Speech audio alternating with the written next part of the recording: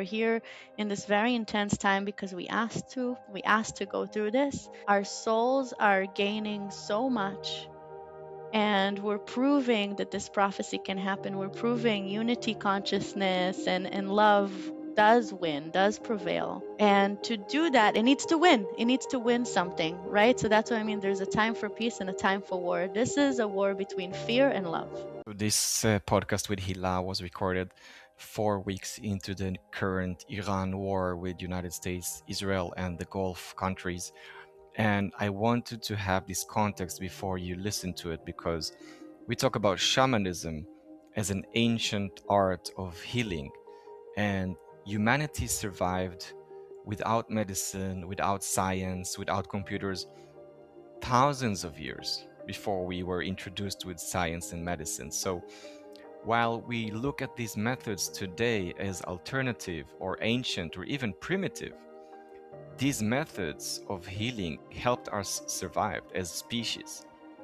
And the shamans and the healers and the medicine people in those tribes were not some new age people. They were not just wearing white clothes and smudging everything. These tribes, they went to war with each other. They had famine, they had drought, they had plagues. They had to fight for survival. It wasn't easy. But still, these people who could also fight could also heal. And this is why this conversation about modern shamanism or united unity shamanism, like Hila is talking about, and the prophecy that these people hold is super relevant for our times, because usually we look at war and peace in a very, very strict dichotomy between wrong and bad, good and evil. And the healing of these cycles of peace and war, love and fear are intrinsic to our humanity. And we're not saying that we support it, but it's inevitable to the human condition as we are on this planet. So when we look at it from this healing lens, everything starts to make more sense. So welcome everybody. I'm happy to introduce Hila Dekel, which I actually knew personally before I moved to Spain. I had a session with her. It was an interesting situation because I wanted to know how I would continue my healing journey in Spain. And what I saw in the session with her was that I will actually move away from Spain after a certain amount of time. So that was very shocking. But now I'm still in Spain. and after almost 5 years, we meet again. Hila Dekel is a guide, a healer, a teacher of modern shamanism, and she holds certifications of energy medicine and health coach, yoga teacher, and hypnotherapists from different institutes and different lifetimes. She joined all of this amazing experience that she has to talk to us about what the hell is going on in the world from a modern shamanic perspective, and how is it all related to healing and our journey today. So Hila, how are you? Thank you, Moran. I should hire to make all my introductions. uh, I'm good. I'm good. We're speaking right now. I'm from Pardes Khana in Israel. It's been quiet today. No alarms so far, but it's okay. There's still a couple of hours to go. Yes, last time you spoke, you said that you're in the middle of the storm, in the eye Mm. of the storm, because whenever somebody's listening right now, we are, I think, already 3 or 4 weeks We're at into 4 weeks. Yeah, 4 weeks tomorrow. into this second Iran war. I don't know if there will be a third. And Israel is being bombarded, of course, with ballistic missiles and drones and like other Gulf countries. And you mentioned last week that you're a healer. You're in the middle of a war zone, you can say, but you're also in parallel helping people, just normally doing your job of being a healer and helping people. How does it work? Let's start by opening sacred space. I will show you how it Yes. works. Ah, it really you learn how to, yeah, make your own safe spaces, and it helps sharpen the perception of what is the scope of my control, what can I keep safe and what I cannot. And by doing the simple motion with the hands of opening the eighth chakra, the soul star chakra is called, you're able to put, well, I'm putting us now, everybody that will be listening or watching later on, under this protective shield. And then we can do the work. So now I can answer your question with that protective shield in mind, knowing that everything that is of our highest good, and all the conversations and associations that will come from this meeting are all coming to heal, to help spark something in someone, give some hope. And everything that is unrelated, that maybe has to do with the debris of war, of confusion, of fear, will stay outside of this protected bubble. Thank you. Amen. Yeah. Oh, so just if somebody is listening and not seeing this as a video, what you did was raising your hand above your uh, head, like this. The eighth chakra is what we call in the Andean tradition the Viracocha, right? Right. And then we open it and expand it around us with the hands goes when the hands goes down, and you don't focus on the directions like other people would usually do It's or something. that's no one asked me that. That's great. I do. I mean, I live the directions and the elements, and I teach the medicine wheel and the seven initiations, all related to the directions. But when I sit with someone one on one, I first open up the sacred space. And no, I don't. I save the direction prayer and opening that kind of space. I see that's more like opening space, for a ceremony. This is more about opening sacred space as like this, as we're opening a healing space for more personal one on one work. That's how I even like make the difference. And this is something that I learned from you when even if you do online work, opening it on the computer or on the phone is already like Yeah, creating this connection, which I usually, if I don't forget, I do myself. good.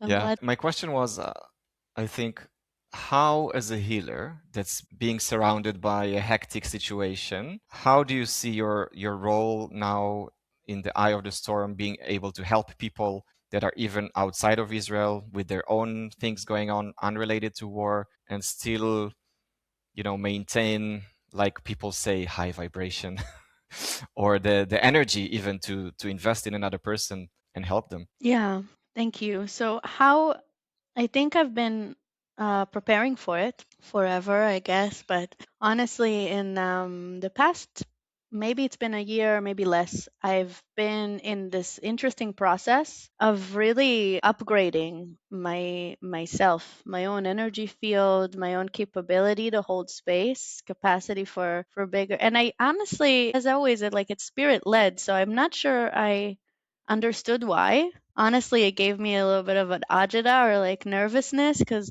as sensitive people and healers, we feel the energy before it comes, but it's not necessarily that we know what it is. It's just it's this uncomfortable tension, knowing that something's ahead. And I will say that I felt that as I was going through this bigger initiation for myself. I started working with Kambo, for example, as a tool, started initiating others in sacred medicines. I won't say it out loud here, unfortunately. With Kambo, we can.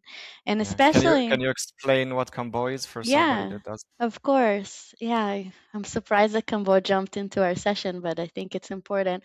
So yeah, so Kambo is frog medicine. It is a medicine that comes from the jungle. It's the frog itself is the giant tree frog or even monkey tree frog, something like that. It's a big green frog, pretty big. Like she's bigger than some toads as well. It's a big frog.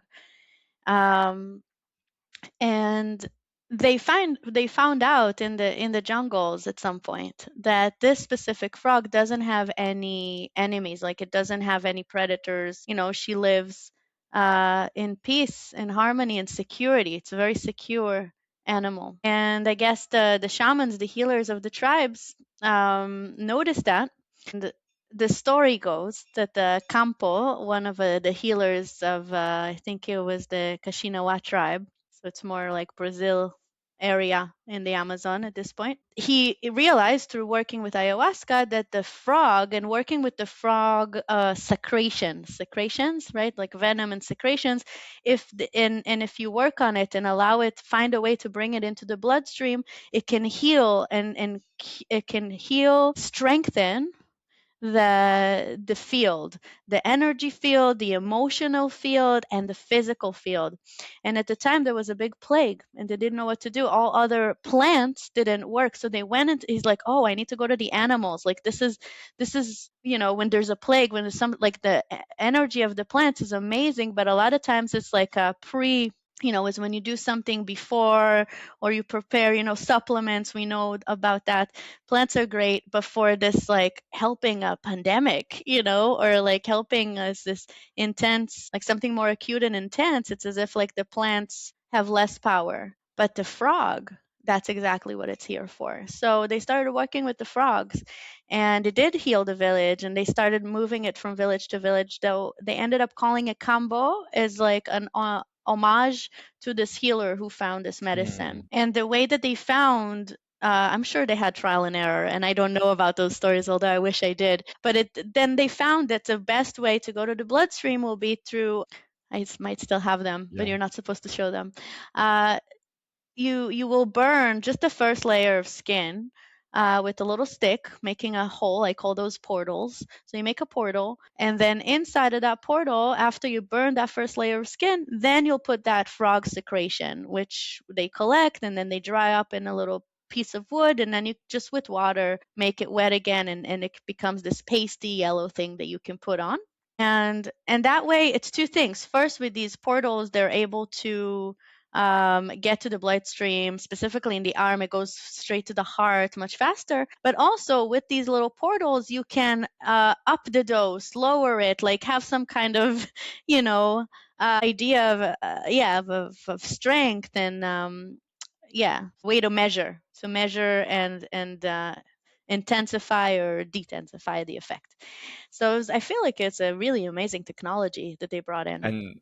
And you mentioned that while working in the past year, while on your own abilities. Right. So the thing is, this was made for warriors. This was made for warriors, and yeah, in the jungle. At the end of the day, when there's no war, pandemic, I'm sorry, war. When there's no pandemic, when there's no disease, or there is, but like you don't need that. They realize that the Kambo helps the warriors. It helps to sharpen them, clear their vessel. They can go much longer. They can hunt much better. They can take care of them, like they understand their surroundings better. If they get hurt, they heal much faster. And so it became a warrior medicine. And that's why I'm saying the idea that I started working with my Kambo right before, and I was like, why now? I've been wanting it for years, honestly. Before I started any other internship, apprenticeship with medicine, this was the first one that was calling to me, but then I never did it. And all of a sudden, it literally hopped into my doorstep to do. And it makes a lot of sense now. And I was in my best shape, spiritually, physically, emotionally, right before this started. And then I understood why, you know and if I fall, I do Kambo, I do it more. I understand it's my medicine now, as a warrior of love. Warrior of love, warrior of Yeah. sanity. Yeah, it reminds me of a little similar story that I've heard now in Ecuador. The tribe, the tribal people from the Tachila, which is translated as like the multicolored people, they had a plague of the yellow fever in the 19 something, and they couldn't they didn't realize how to help the people until they also had some ayahuasca session, and they realized that one specific plant, which I think it's called chunta, it's like a little pointy shell, and inside there's lots of red grains that you can smear on your body and create a red paste. And this was really, really helpful, like antioxidant and antibacterial, to remove the effects of the yellow fever. And this is how Wow. they healed themselves, especially like the kids and old people were suffering more. And they found about it in a journey, in a vision from the ayahuasca. And until today, they smear this red paint all over themselves. And also in the Amazon, they do it. It's like these communications between plants and people, and the healing effect of one little thing that nobody knows about, because I think they used to use it for food, just to color the food, but they didn't realize that they have to really smear it all over the Mm, body for the healing purposes. right.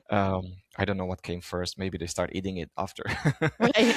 But it's a funny story. Give it like I want to give this a bigger context, because and maybe you can share also about your personal experience. But since I know that you studied and practiced in the Andean tradition, it's really fit that I will ask you about the Eagle and Condor prophecy, Mm, because in a lot of Facebook groups, I'm still on Facebook sometimes, a lot of Facebook groups and all these international communities that are spiritual and light workers and energy healers, everybody's talking about how the old world order is falling apart, is crumbling down, and a new world order will come. And everybody's very optimistic about it, that the necessary destruction that we are seeing in different systems is necessary to bring forth a new world that is more healthy and more loving and more open and more everything that's beautiful. Can you tell us about maybe this prophecy a little bit, what you know of it, and how do you see it? sure. No, it's my pleasure. I teach it. I live it. I'm happy to share. It's not my story to share, but I guess it's all of ours, the one if we feel aligned with it. Yeah, and I have an interesting anecdote from it too, but I'll start from sharing. Sure. So the prophecy of the eagle and the condor is pretty simple. It's also called the rainbow prophecy, connecting with the Hopi tribe as well. That's the beauty of this prophecy. It's not just from the Andes, or it's a collective shamanic or native prophecy. I guess when it started, it was actually during the time of the conquistadors, so like the invasion of the natives, mostly here we're talking America, north and south, which is why this is a collective prophecy. When they started being invaded, they started seeing the collapse of their current culture. And at the same time, when they also prophesied that there will be a time that it will flip. In the Andean terms, this is called the Pachacuti as well. So the time, or in Jewish tradition, we have this every year in the holiday of Purim. All the same thing, the place where things flip. And that's why I'm bringing up the conquistadors, because if at first the time was they basically the white man would come in and say, they made them destroy all their heritage, as if it's a danger or at conflict with what the white man is bringing, and made them forget. I know that you're very connected with Ecuador. I remember that was like the saddest country I went to with that, because Peru, at least there's some countries around that were able to preserve their tradition as they weaved them in to Christianity, let's say, and were able to preserve it. But in Ecuador, it's like you can still feel or smell the death of the native culture in the air still now, for how much it's been like destroyed, dishambled. And in the prophecy, it said, just like now they're coming in to destroy us, they will come in again. The white man will come in again in mass to learn from us, to remember the old ways, to bring their heart back. So if at first they came to take away the heart, or like these, or they felt, I believe, they spoke a lot about how the white man, like all the energy was in the head, not in the heart. And then if it's a flip, they eventually will come and come and beg for the energy to come back for the heart and come to listen. So that's the flip. And that's something that we're already seeing now. Further on, later on, the idea, so with that flip, the idea of the condor and the eagle, the specific prophecy says that, there will come a time where the eagle and condor will fly, wing to wing together, The condor is the largest vulture, the largest in South America. And the eagle is that in North America. And they symbolize the heart in both traditions. They symbolize through their wings and that big heart. They symbolize the vision also of oneness, of seeing everything as one and coming from the heart space. So I guess like they symbolize 5D energy. The fact that they'll fly together, right? That's really what I explained now. That's, if the white man here would represent the eagle, and then the natives represent the condor. Instead of the eagle coming and kind of like taking the condor's heart, like fighting it, and now they're friends. Now they're flying together. Now they're learning from each other, which that's why I feel this is very close to me, because even as you mentioned, like I like to teach modern shamanism. It's not just, I don't just go to the old. We talked about it a bit in the pre-interview, where there needs to be adjustments to the Western society, to the white man or woman. I can't just bring it. So it's not just, oh, now we're going to flip, we're going to force our ways. No, it's this combination. It's like flying together and understanding what each of us need to integrate this medicine and fly with it. And by that, create this unity consciousness, which is then connected also to the rainbow Yeah. prophecy. Same idea. I have so many things I can ask about because first it brings this question of cultural appropriation, of how much can you take from another culture that is given to you and how much you can own it, because you have to make adjustments, so it's not exactly the same thing, and it's okay. Well, some people are really like against taking anything from any other culture, which is wrong. And I think the world is much more interwoven than people think. And Yeah. and if you think about reincarnation, then I'm a white man today, but maybe I wasn't before. So who knows? That's another But part of the prophecy, though. As part of this prophecy, that's exactly it. Especially when I was sitting with the Quero tribe in the Andes, they would talk about it a lot, because I was invited to sit with them in their village and stay, and I asked them like, how does that feel, and I come and learn from them and their culture, and yeah, how does that feel, especially because of what happened with the white man years before. And they said that they're like, how do I know? You're probably one of the Kurakakuyaks or the Alto Messiahs. You're probably one of the healers that were in our tribes before. And they said that they will come back as the white, because that's the only way, right? The way to infiltrate, you have to come from within. So they specifically made prayers for themselves. I mean, the natives, especially the healers, making prayers to ask to not come back to the tribe after, to spread out into all corners of the world so it can become one, because that's really how the unity can happen, if you're like, come from within, as a, yeah, yeah, secret agent. So they don't necessarily, I mean, it depends who, but when you speak to like the elders of the tribes, if you go in South America, a lot of them hold the same belief that we are one, that we are family, and that if we are resonating with these, for example, how can I resonate with this frog medicine? Like the minute I started it, it's just, I became alive. Something in me reminded me of the warrior, the healer, and like, and taking on that, this has to be soul memory. I see mm, people who can't connect to Kambo, for example. And I could see how it's completely foreign to them. It wasn't foreign to my soul. It was just a remembering. And I love how the elders in the tribes are mostly humble enough to see that and say, like, you are my brother, you are my sister. By you coming here, you are, you are making the prophecy come true. That is the yeah. prophecy. It's a bit it's this kind of double bias sometimes, where as let's say a Caucasian, let's talk in American terms. Sure. In a Caucasian, you're asked to look at all the other colors, African American, Asian, Latino. You need to look at them as your equal. But then you're supposed to look at yourself as a Caucasian, like, but wait a minute, white people are bad. Mm, Because 500 years ago, 400 years ago, our ancestors did bad things. We should not carry this burden just because we share the same color. It's like a different prejudice trying to correct something that was wrong by doing another wrong. yes. And I agree with you. Like, I had a similar experience where we sat in the Maloka drinking Yahé, and we were from different nationalities: American, Israeli, Dutch, French, Australian, Brazilian.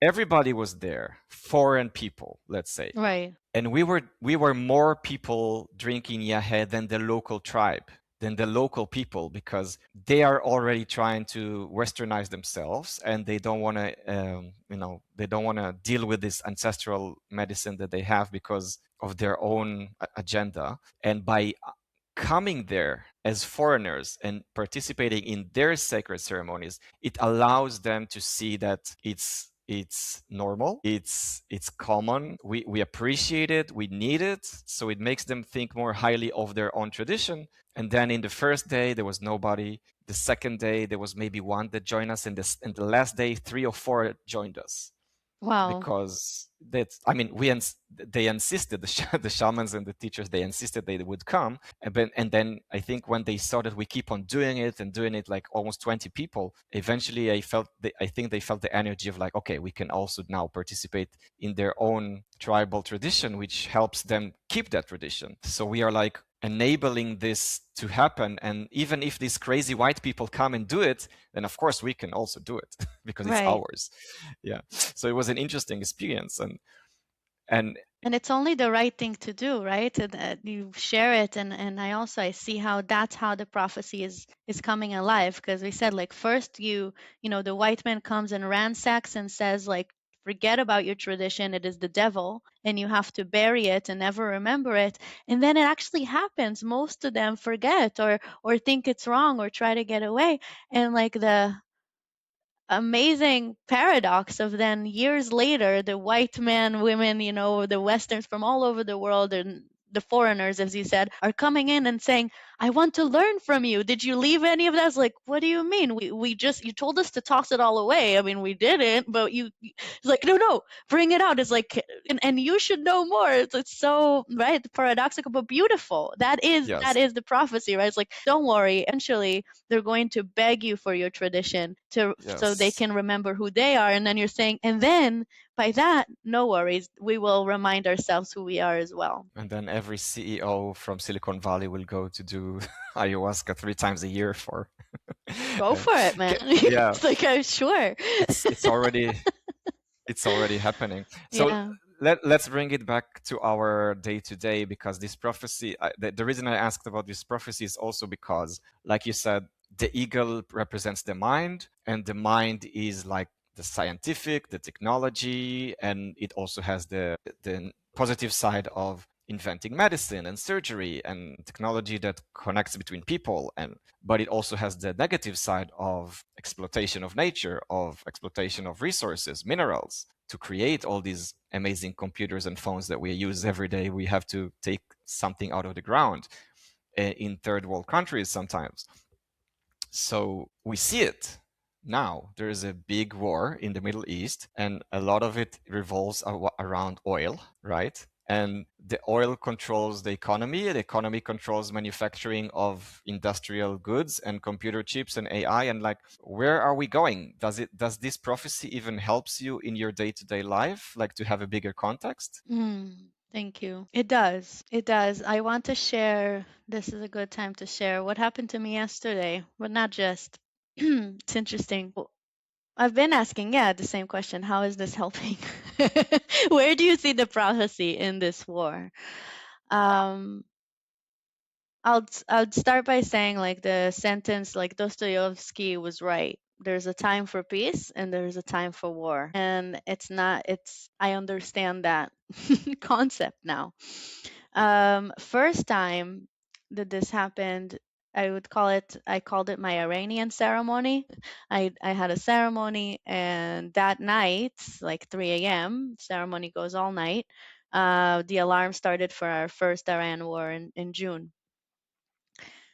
And I remember I couldn't sing peace songs, like we're in the ceremony and I held the space. I actually checked in with grandfather spirit and it said stay here, don't move, and it was right. Like it was a warning, nothing happened, no one was in actual danger, and we were able to finish the ceremony and keep it safe and protected. So that was really good. So I was holding on to that sacred space, literally feeling myself like clinging around it and then wondering, okay, am I supposed to call for peace now, and start shifting. Basically, what am I supposed to do to like make the pachakuti, or like make the intervention and like create a change? Or where should I just understand that the change is happening, and the best that I can do is just protect myself as it's happening and stirring, like being in the eye of the storm. And I realized I got that, like, it's all good.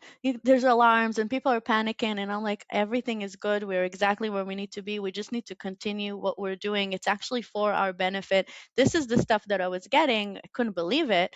But then I was even questioning that and saying, no, I'm going to sing for peace, and I couldn't sing for peace for the life of me. It was all like I said, like warrior songs of just like strength and love and strength, and let's keep going. So that's one. And then yesterday I'm at the beach. I went to the beach. It was silly of me, but we had 2 days of no alarms, and I really needed some beach time. So I went for 20 minutes. I swear. I was like, I'll just say hi. I'll give a high five to the waves and I'll come back home. I live 10-minute drive from the beach in Casalia, which is where the power plant is. So it's a target.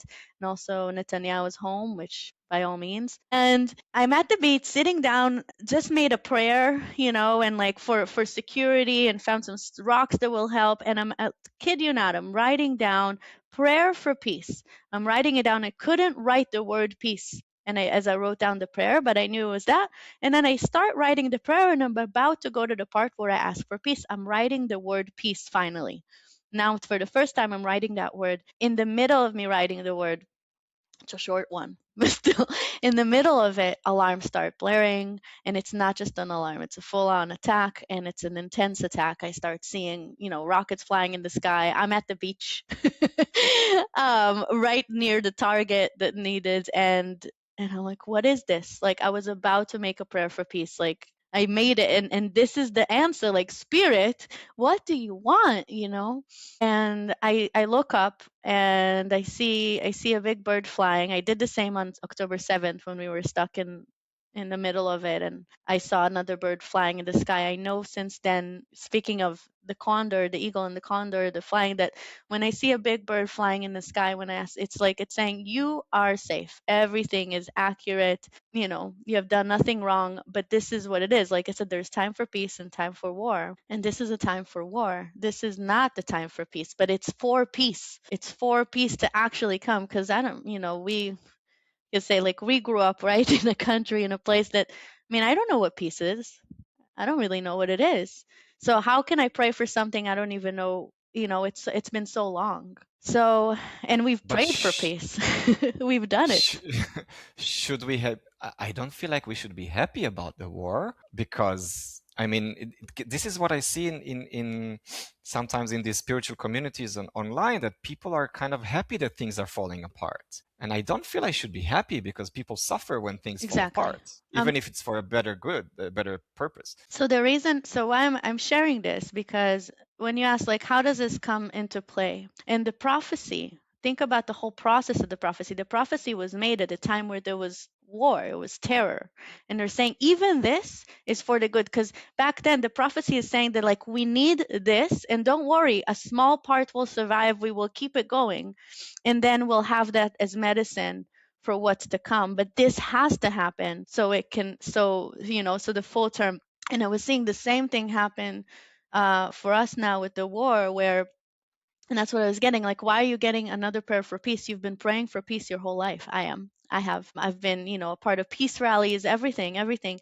And it's like, chill. It's kind of like manifestation. Like, you've put so much effort asking for something you don't even know how it feels like in your system. And now it's happening. Things need to be shaken up. It's the same thing. Like, people, why did the Western man come back to the natives and ask for support? Is because there was war at home.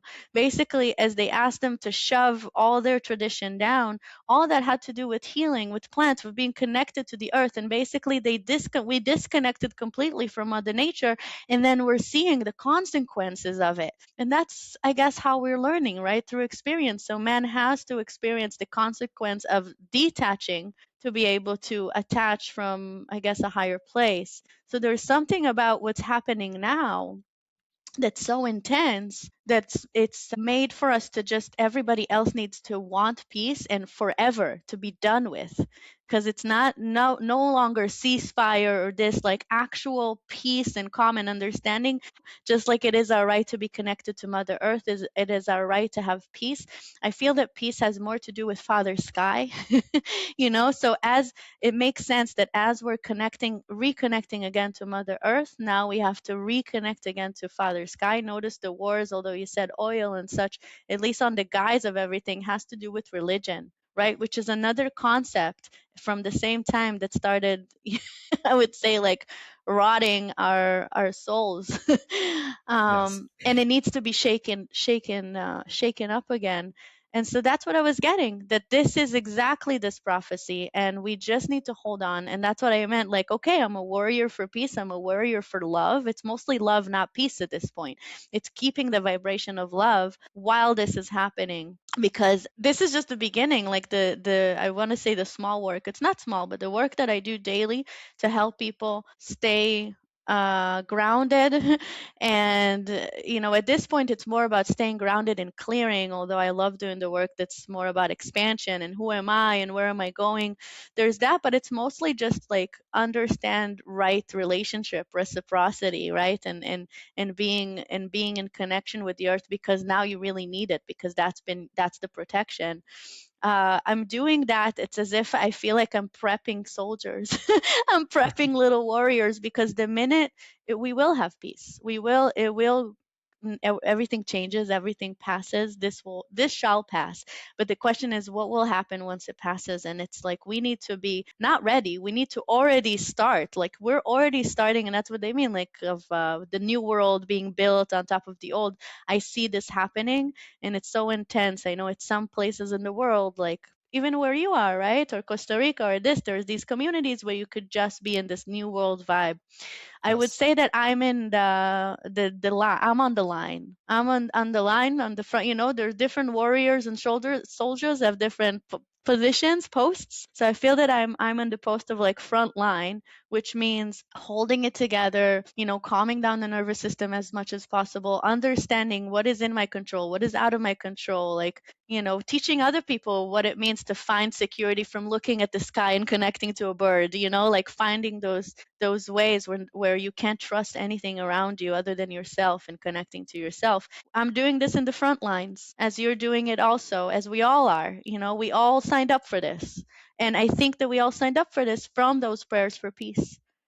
From asking for a healthier, more united and loving future for our children and our grandchildren. So I don't know how much of that I will have in my lifetime, but I can feel that I'm working on it. And I just need to keep following. And my child will have peace, and my grandchildren will live in peace. I truly trust it, because it has to. And there's too many coincidences, basically, that spirit is saying, here, I'll make you strong. This is no joke. This is it. This is the thick of it.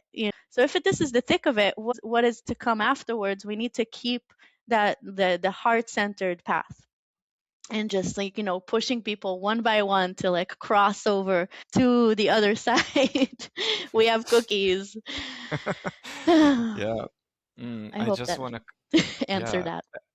y- yeah, truly inspiring. And I just want to comment on this little that I live in Spain for the last 4.5 years, obviously learning Spanish. And I never went to South America until I went to this specific group trip, which has to do with shamanism. And I felt like, okay, now my Spanish level is good enough, so I can actually go there and speak to them Spanish and talk to the tribal people in Spanish is like a direct connection without a translator. Sure. And I felt like, wow, I If they was know training. Spanish. Yeah, the people that we met did, but I had a direct connection with them. I didn't need a translator like other people had.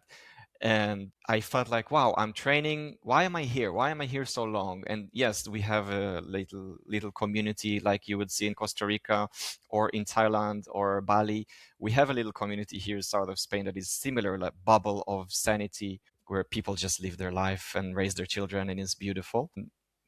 And then I go there and I spend three weeks in Ecuador, and I realized, like exactly like you said, thank God for Spanish language, because it is a colonial language in South America. It is a colonial language, and they were forbidden to speak their own local languages.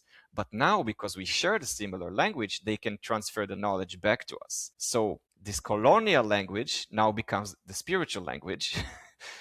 Because they use it differently to teach us. And if they could not speak Spanish, they would have to speak English, which is another colonial language in that part of the world. Right. Anyway, they will have to find a way to communicate back these spiritual lessons back to us. And I was like inspired that, at least we have a medium, that we have a shared ground to speak. What a Um, beautiful thought. Thank you. yeah, and Yeah. and luckily I could do it personally.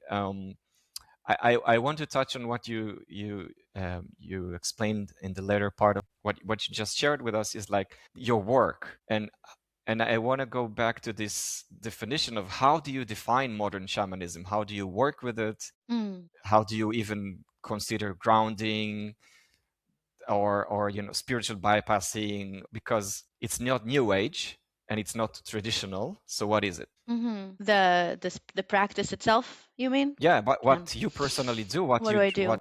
what the tradition that you are combining, and how do you bring it to the modern way? Um, Truthfully, I personally, through my discovery and growth and spiritually, I found out that this is not my first rodeo as a healer, and that I have it a lot. Like my soul has chose to do this a lot in different ways, man, woman, different cultures, and it all, whatever I'm allowing to come back will come back. So I will say that even just from my soul, it's already this like fruit salad of different traditions, but they all, I saw what's their unity aspect. And I think what I'm looking at always is what unites everything, and then I'll go with that.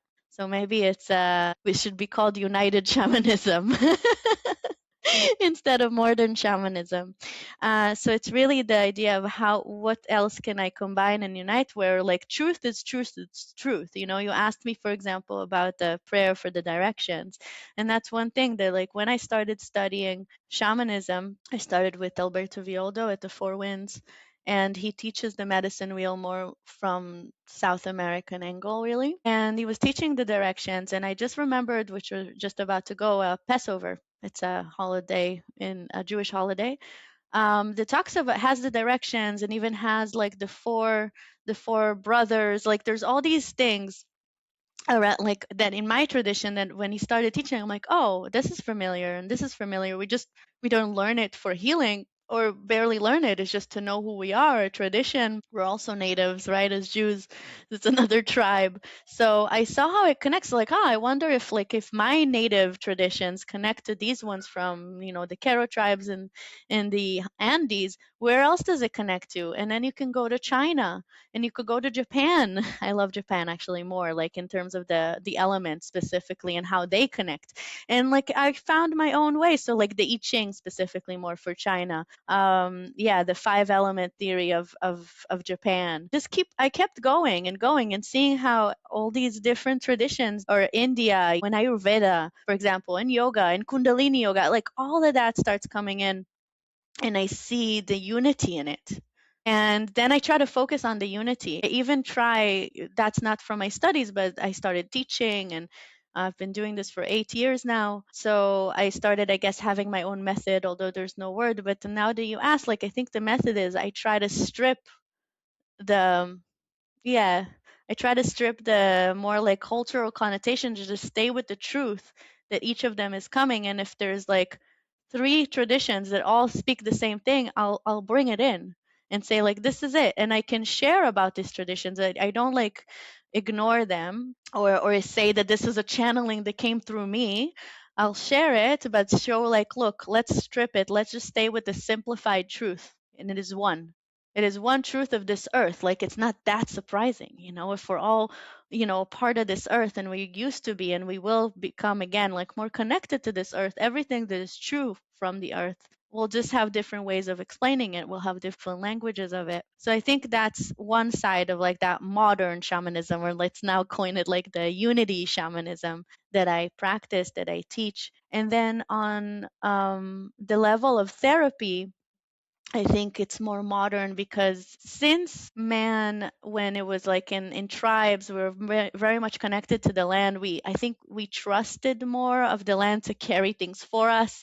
And then releasing was also easier, and just a lot more trust and even just naivety, honestly, about the world. That's not something that the modern man, Western man and woman have. Like there's overthinking, which is probably the largest disease, and you can't just tell someone, oh, don't think, or like they will until the head pops off. So I combine more traditional therapy methods. Specifically, I love working with psychosynthesis. That's my favorite, but any method goes, from Gestalt to, yeah, psychodrama and psychotherapy, whatever.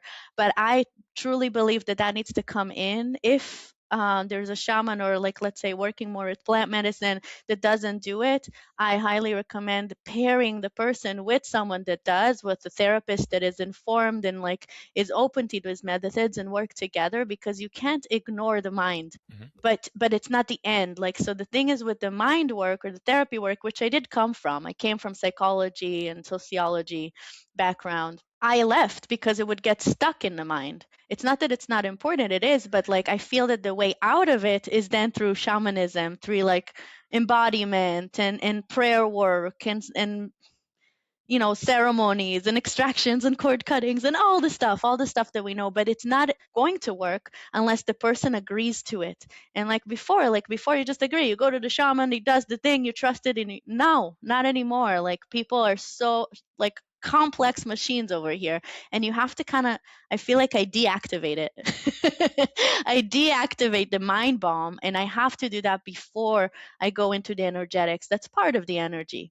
So that's also something that I feel I'm very adamant about. I know that others in my field don't necessarily agree, but for me, I basically psychological therapy and talk, and diagnosis with then like the tools of shamanic work. And even there, like I think we talked about it also before offline, of if the tools are too strong for the modern man or woman, then there's no point to do them. So like there's stuff of actually burning the skin, or like doing all these things that are too extreme, that actually create trauma.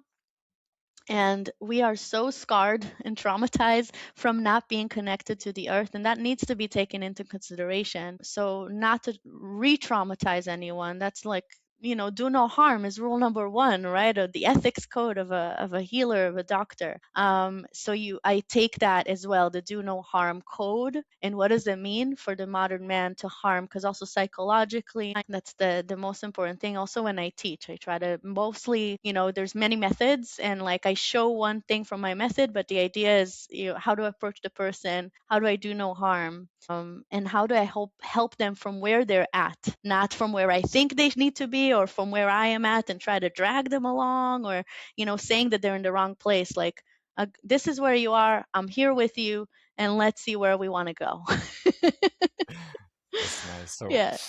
So yeah, if anybody listening or seeing this wants to communicate directly with Hila, we will share her website at the bottom. It's illuminate.life. Um, do you have any last words for anybody that's now, listening to our conversation and recording this in end of March 2026, experiencing fear or confusion, chaos from whatever, happening in the world right now? Middle East is not the only war Yeah. that's waging. It's like Ukraine is still there, and other places in Africa, of course. Starvation is another type of war that's happening in different parts of the world. Anybody that wants to, communicate with you, or anything that you want to share, so we can close this conversation in a positive, powerful, and loving note. Mm, thank you. Yeah. So, for whoever is listening and watching and needs to hear this, I want to remind you that you are powerful beings, that by igniting the heart space and working on your heart, which means right thinking, right doing, right relationship, unconditional love, focusing on those tools, knowing that that's your path, you are unstoppable. And everything around is not happening to you, but for you. And you have to trust that and ask if you're not sure, how is this for me? Because we came here, first of all, death is just a door, doesn't exist. You are eternal beings, and we're here in this very intense time because we asked to. We asked to go through this. Our souls are gaining so much, and we're proving that this prophecy can happen. We're proving unity consciousness and love does win, does prevail. And to do that, it needs to win. It needs to win something, right? So that's what I mean. There's a time for peace and a time for war. This is a war between fear and love. Just remember which side you're on. Yes, very strong words. It's true. I yeah, the opposite of fear is love. It's not courage. Is Exactly. love. Yeah. Which is why to love yourself in times of this, if you are afraid, then love yourself. Do whatever you need to do to make yourself feel safe. That's loving yourself, and you're already Yeah. winning. Yeah. Okay. It Beautiful. was a great, beautiful conversation, very inspiring. Thank you. And again, if Me too. anybody wants to comment below on YouTube or Spotify or communicate with Hila, we will have her details. And I wish everybody a peaceful day. אהו, תודה.